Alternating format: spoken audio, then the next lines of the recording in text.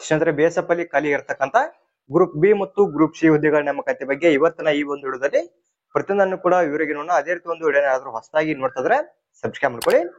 ಈ ಒಂದು BSF ಅಲ್ಲಿ ಯಾವ ರೀತಿ ಹುದ್ದೆಗಳು ಖಾಲಿವೆ, ಮತ್ತೆ ಒಂದು ಕ್ಯಾಟಗರಿ ಆಧಾರದ ಮೇಲೆ ಖಾಲಿರತಕ್ಕಂತ ಹುದ್ದೆಗಳ ಸಂಖ್ಯೆ ಆಗಿರ್ಬೋದು, ವೈ ಮಿತಿ, ಸ್ಯಾಲರಿ ಯಾವ ರೀತಿ ಇರ್ತಂತ ಅದರ ಬಗ್ಗೆ ನಿಮ್ಗೆ ಸಂಪೂರ್ಣವಾದ ಮಾಹಿತಿ ಬಗ್ಗೆ ಈಗ ಇವರಿಗೆ ತಿಳಿಸಿಕೊಡ್ತೀನಿ. ಒಂದು ಸ್ಕಿಪ್ ಮಾಡಿದೆ ಕೊನೆ ತನಕ ನೋಡಿ. ಇಲ್ಲಿ ಗ್ರೂಪ್ ಬಿ ಅಲ್ಲಿ ಯಾವ ರೀತಿ ಹುದ್ದೆಗಳು ಬರ್ತಾವ, ಮತ್ತೆ ಗ್ರೂಪ್ ಸಿ ಅಲ್ಲಿ ಯಾವ ರೀತಿ ಹುದ್ದೆಗಳು ಬರ್ತಾವ ಅಂತ ನಿಮ್ಗೆ ಇವರಿಗೆ ತಿಳಿಸಿಕೊಡ್ತೀನಿ. ಅದಕ್ಕೂ ಮುಂಚೆ ಇಲ್ಲಿ ಖಾಲಿ ಇರ್ತಕ್ಕಂತ ಹುದ್ದೆಗಳಿಗೆ ಸಂಬಂಧಪಟ್ಟಂತೆ ಯಾರೆಲ್ಲ ಅರ್ಜಿನ ಸಲ್ಲಿಸಬಹುದಂತಾರೆ, ಮಹಿಳಾ ಮತ್ತು ಪುರುಷ ಅಭ್ಯರ್ಥಿಗಳಲ್ಲಿ ಖಾಲಿ ಇರ್ತಕ್ಕಂತ ಹುದ್ದೆಗೆ ಸಂಬಂಧಪಟ್ಟಂತೆ ಅಪ್ಲೈ ಮಾಡಬಹುದು.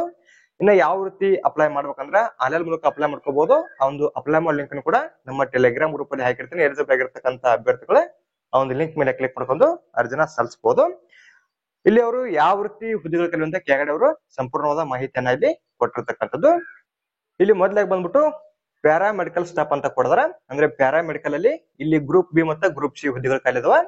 ಇಲ್ಲಿ ಮೊದಲಾಗಿ ಗ್ರೂಪ್ ಬಿ ಹುದ್ದೆಗೆ ಸಂಬಂಧಪಟ್ಟಂತೆ ನೋಡ್ತಗೋಣ. ಗ್ರೂಪ್ ಬಿ ಅಲ್ಲಿ SI ಹುದ್ದೆಗಳು ಖಾಲಿವೆ, ಅಂದ್ರೆ ಸ್ಟಾಫ್ ನರ್ಸ್ ಅಂತ ಹುದ್ದೆ ಖಾಲಿದೆ. ಈ ಒಂದು ಹುದ್ದೆಗೆ ಸಂಬಂಧಪಟ್ಟಂತೆ ಟೋಟಲ್ ಆಗಿ ಇಲ್ಲಿ 14 ಹುದ್ದೆಗಳು ಖಾಲಿದಾವ. ಇನ್ನು ಕ್ಯಾಟಗರಿ ಆಧಾರದ ಮೇಲೆ ನೋಡ್ತಂದ್ರ UR ಅಲ್ಲಿ 4, ಅಂದ್ರೆ ಜನರಲ್ ಅಭ್ಯರ್ಥಿ ಸಂಬಂಧಪಟ್ಟಂತೆ 4, EWS ಅಲ್ಲಿ 3, OBC ಅಲ್ಲಿ 4, SC ಅಲ್ಲಿ 2, ST ಅಲ್ಲಿ 1 ಹುದ್ದೆ ಖಾಲಿದೆ. ಇನ್ನು ವಯೋಮಿತಿ ಬಗ್ಗೆ ನೋಡ್ತಗೋಣ. ಕನಿಷ್ಠವಾಗಿ 21 ವರ್ಷ ಆಗಿರಬೇಕು. ಇನ್ನು ಗರಿಷ್ಠ ವಯೋಮಿತಿ ಬಂದ್ಬಿಟ್ಟು 30 ಒಳಗಡೆ ಇರ್ತಕ್ಕಂತ ಅಭ್ಯರ್ಥಿಗಳು ಈ ಒಂದು ಹುದ್ದೆಗೆ ಸಂಬಂಧಪಟ್ಟಂತೆ ಅರ್ಜಿನ ಸಲ್ಲಿಸಬಹುದು. ಕ್ವಾಲಿಫಿಕೇಶನ್ ಬಗ್ಗೆ ಕೂಡ ನಿಮ್ಗೆ ಇವರಿಗೆ ತಿಳಿಸಿಕೊಡ್ತೀನಿ. ಇನ್ನು ಸ್ಯಾಲರಿ ಯಾವ ರೀತಿ ಸಿಗುತ್ತೆ ಅದಕ್ಕೆ 35,400 ರೂಪಾಯಿಂದ 1,12,400 ರೂಪಾಯಿ ತನಕ ಸ್ಯಾಲರಿನೂ ಕೂಡ ಇಲ್ಲಿ ಸಿಗ್ತಕ್ಕಂಥದ್ದು. ಇನ್ನು ಗ್ರೂಪ್ ಸಿ ಪೋಸ್ಟ್ ಯಾವ ರೀತಿ ಅಂತ ನೋಡ್ತಗೋಣ. ಇದು ಕೂಡ ಪ್ಯಾರಾಮೆಡಿಕಲ್ ಅಲ್ಲಿ ಬರ್ತಾ. ಇಲ್ಲಿ ಯಾವ ರೀತಿ ಪೋಸ್ಟ್ ಇದೆ ಅಂದ್ರೆ ನೋಡೋದು, ಇಲ್ಲಿ ASI ಇದೆ. ಇಲ್ಲಿ ASI ಹುದ್ದೆಗಳನ್ನವರು ಕೊಟ್ಟಿರತಕ್ಕಂಥದ್ದು. ASI ಲ್ಯಾಬ್ ಟೆಕ್ನಿಷಿಯನ್ ಅಂತ ಅರ್ಥ ಆಗಿರುತ್ತಾ. ಈ ಒಂದು ಹುದ್ದೆಗೆ ಸಂಬಂಧಪಟ್ಟಂತೆ ಇಲ್ಲಿ ಟೋಟಲ್ ಆಗಿ 38 ಹುದ್ದೆಗಳು ಖಾಲಿದಾವ. ಇನ್ನ ಇಲ್ಲಿ ನೋಡಿದ್ವಿ ವಯೋಮಿತಿ ಬಂದ್ಬಿಟ್ಟು 18ರಿಂದ 25 ವರ್ಷದ ಒಳಗಡೆ ಇರತಕ್ಕಂತ ಅಭ್ಯರ್ಥಿಗಳು ಅಪ್ಲೈ ಮಾಡಬಹುದು.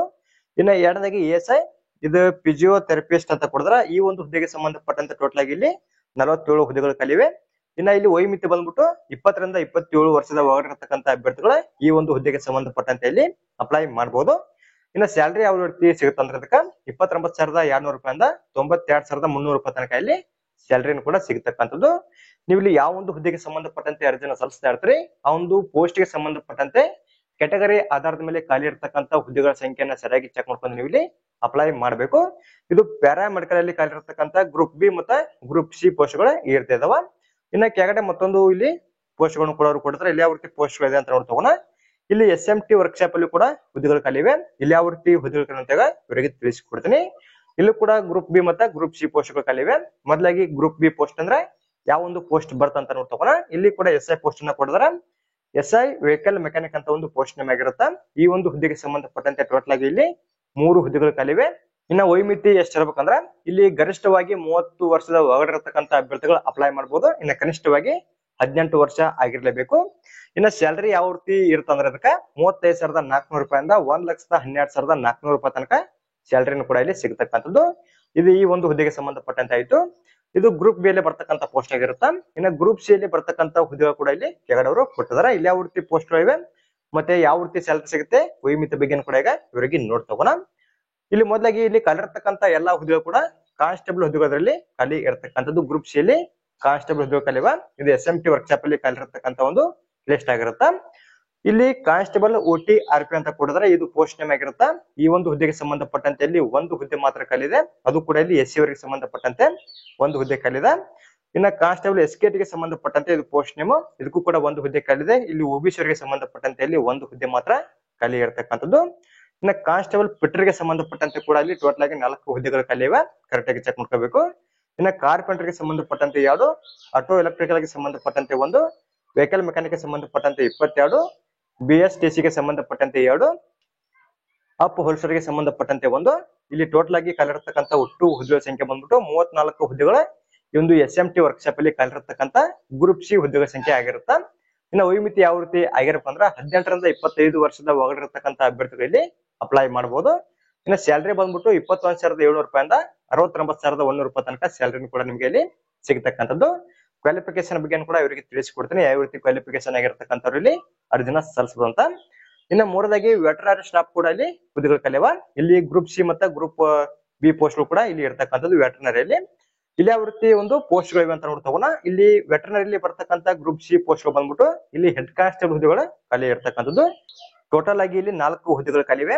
ಯಾವ ರೀತಿ ಖಾಲಿವೆ ಅಂದ್ರೆ ನೋಡಿ ನೀವು, UR ಅಲ್ಲಿ 2, EWS ಅಲ್ಲಿ 1, OBC ಅಲ್ಲಿ 1 ಹುದ್ದೆ ಖಾಲಿದ್ದು ಟೋಟಲ್ ಆಗಿ ಹೆಡ್ ಕಾನ್ಸ್ಟೇಬಲ್ ವೆಟರ್ನರಿಗೆ ಸಂಬಂಧಪಟ್ಟಂತೆ 4 ಹುದ್ದೆಗಳು ಖಾಲಿವೆ. ಇನ್ನ ವಯೋಮಿತಿ ಬಂದ್ಬಿಟ್ಟು ಇಲ್ಲಿ ನೋಡಿ ನೀವು 18 ರಿಂದ 25 ಒಳಗಡೆ ಬೇಕಾಗತ್ತಾ. ಇನ್ನ ಸ್ಯಾಲರಿ ಬಂದ್ಬಿಟ್ಟು 25,500 ರೂಪಾಯಿಂದ 81,100 ರೂಪಾಯಿ ತನಕ ಸ್ಯಾಲರಿ ಕೂಡ ನಿಮ್ಗೆ ಇಲ್ಲಿ ಸಿಗತಕ್ಕಂಥದ್ದು. ಇನ್ನ ಕಾನ್ಸ್ಟೇಬಲ್ ಕೆನಲ್ ಮ್ಯಾನ್ ಅಂತ ಕೊಡಿದ್ರೆ ಇದು ಪೋಸ್ಟ್ ನೇಮ್ ಆಗಿರುತ್ತಾ. ಈ ಒಂದು ಹುದ್ದೆಗೆ ಸಂಬಂಧಪಟ್ಟಂತೆ ಇಲ್ಲಿ 7 ಹುದ್ದೆಗಳು ಖಾಲಿ ಇರ್ತಕ್ಕಂಥದ್ದು. ಇನ್ನ ವಯೋಮಿತಿ ಬಂದ್ಬಿಟ್ಟು 18 ರಿಂದ 25 ಬೇಕಾಗತ್ತಾ. ಇನ್ನ ಸ್ಯಾಲರಿ ಬಂದ್ಬಿಟ್ಟು 21,700 ರೂಪಾಯಿಂದ 69,100 ರೂಪಾಯಿ ತನಕ ಸ್ಯಾಲರಿನೂ ಕೂಡ ಸಿಗತಕ್ಕಂಥದ್ದು. ಇದು ಗ್ರೂಪ್ ಸಿ ಪೋಸ್ಟ್ ಆಗಿರುತ್ತಾ. ಇನ್ನ ಗ್ರೂಪ್ ಬಿ ಅಲ್ಲಿ ಯಾವ ರೀತಿ ಪೋಸ್ಟ್ ಇದೆ ಅಂದ್ರೆ ಇಲ್ಲಿ ಇನ್ಸ್ಪೆಕ್ಟರ್ ಲೈಬ್ರರಿಯನ್ ಅಂತ ಒಂದು ಪೋಸ್ಟ್ ನೇಮ್ ಇರುತ್ತಾ. ಈ ಒಂದು ಹುದ್ದೆಗೆ ಸಂಬಂಧಪಟ್ಟಂತೆ ಟೋಟಲ್ ಆಗಿ ಇಲ್ಲಿ 7 ಹುದ್ದೆಗಳು ಖಾಲಿವೆ. ಇವು ಕೂಡ ಇವರಲ್ಲಿ ಖಾಲಿವೆ ಅಂದ್ರೆ ಜನರಲ್ ಅಭ್ಯರ್ಥಿ ಸಂಬಂಧಪಟ್ಟಂತೆ ಇಲ್ಲಿ 7 ಹುದ್ದೆಗಳು ಖಾಲಿವೆ. ಇನ್ನು ವಯೋಮಿತಿ ಬಗ್ಗೆ ನೋಡ್ತಗೋಣ. 30 ಒಳಗಡೆ ಇರತಕ್ಕಂತ ಅಭ್ಯರ್ಥಿಗಳಲ್ಲಿ ಅಪ್ಲೈ ಮಾಡಬಹುದು. ಅಂದ್ರೆ ಕನಿಷ್ಠವಾಗಿ 18 ವರ್ಷ ಆಗಿರ್ಲೇಬೇಕು. ಇನ್ನ ಸ್ಯಾಲರಿ ಬಂದ್ಬಿಟ್ಟು 44,900 ರೂಪಾಯಿಂದ 1,42,400 ರೂಪಾಯಿ ತನಕ ನಿಮಗೆ ಸ್ಯಾಲರಿನೂ ಕೂಡ ಸಿಗತಕ್ಕಂಥದ್ದು.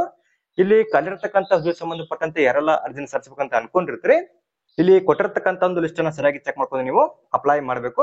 ಇನ್ನ ಇಲ್ಲಿ ಅರ್ಜಿನ ಸಲ್ಲಿಸೋದಕ್ಕೆ ಯಾವ ರೀತಿ ಕ್ವಾಲಿಫಿಕೇಶನ್ ಆಗಿರಪ್ಪ ಅಂದ್ರೆ 10ನೇ ತರಗತಿ ನಂತರ ITI ನಂತರ ಡಿಪ್ಲೊಮಾ ಪಾಸ್ ಆಗಿರತಕ್ಕಂತ ಅಭ್ಯರ್ಥಿಗಳಲ್ಲಿ ಅಪ್ಲೈ ಮಾಡಬಹುದಾಗಿರುತ್ತೆ. ಅಂದ್ರೆ ಇಲ್ಲಿ ಕಲಿರ್ತಕ್ಕಂಥ ಹುದ್ದೆಗೆ ಸಂಬಂಧಪಟ್ಟಂತೆ ಅರ್ಜಿನ ಸಲ್ಲಿಸೋದಕ್ಕೆ ಪ್ರಾರಂಭವಾದ ಮೇಲೆ ಇನ್ನೂ ಡಿಟೇಲ್ ಆಗಿರ್ತಕ್ಕಂಥ ನೋಟಿಫಿಕೇಶನ್ ಬಿಡುಗಡೆ ಮಾಡ್ತಾರ. ಆ ಒಂದು ನೋಟಿಫಿಕೇಶನ್ ಅವರು ಕ್ವಾಲಿಫಿಕೇಶನ್ ಬಗ್ಗೆ ಕೊಟ್ಟಿರ್ತಾರ. ಆ ಒಂದು ನೋಟಿಫಿಕೇಶನ್ ಬಿಡುಗಡೆ ಆದ ತಕ್ಷಣ ಕ್ವಾಲಿಫಿಕೇಶನ್ ಬಗ್ಗೆ ನಿಮಗೆ ಇನ್ನಷ್ಟು ವರೆಗೆ ತಿಳಿಸಿಕೊಡ್ತೀನಿ. ಸದ್ಯಕ್ಕೆ ಇಲ್ಲಿ 10ನೇ ತರಗತಿ ITI ಮತ್ತು ಡಿಪ್ಲೊಮಾ ಪಾಸ್ ಆಗಿರ್ತಕ್ಕಂಥ ಅಭ್ಯರ್ಥಿಗಳು ಅಪ್ಲೈ ಮಾಡಬಹುದು. ಅದು ಕೂಡ ನೀವು ಇಲ್ಲಿ ಕೊಟ್ಟಿರ್ತಕ್ಕಂಥ ಪೋಸ್ಟ್ ರಿಲೇಟೆಡ್ ಕ್ವಾಲಿಫಿಕೇಶನ್ ಕಂಪ್ಲೀಟ್ ಮಾಡಿರ್ಬೇಕು. ಕಂಪ್ಲೀಟ್ ಮಾಡಿರ್ತಕ್ಕಂಥ ಅಭ್ಯರ್ಥಿಗಳಲ್ಲಿ ಅಪ್ಲೈ ಮಾಡಬಹುದಾಗಿರುತ್ತೆ.